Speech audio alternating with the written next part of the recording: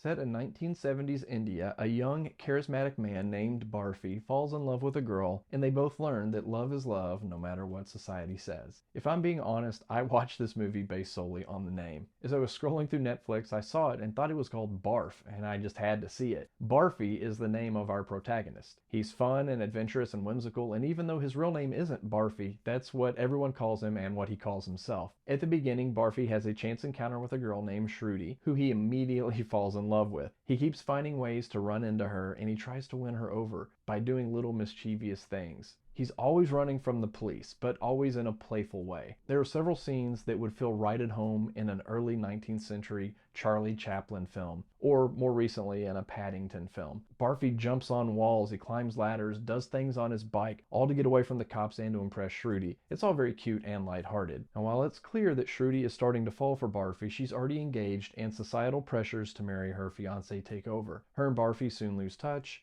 and Barfi finds a young autistic girl to care for. The relationship between Barfi and Shruti and Barfi and the autistic girl are not your traditional boy meets girl love stories. They are more complex, and they show the audience that love can come in many forms. I thought I recognized the autistic girl, but I didn't know where I would have ever seen her before. So after the movie ended, I looked her up and found out that she's married to one of the Jonas Brothers. That's probably why I recognized her. Now, Barfi is a cute romantic comedy. It's sweet and fun, and it has a great cast. It's very lighthearted and just has this silly, slightly whimsical feel to it. Like most Indian films I've seen, there is a lot more to it than just that. There's a great heartfelt message about all the ways love can present itself, and while I never teared up, I could see where some people might. It's just one of those people-pleasing movies that I can't imagine people watching and not finding something to enjoy.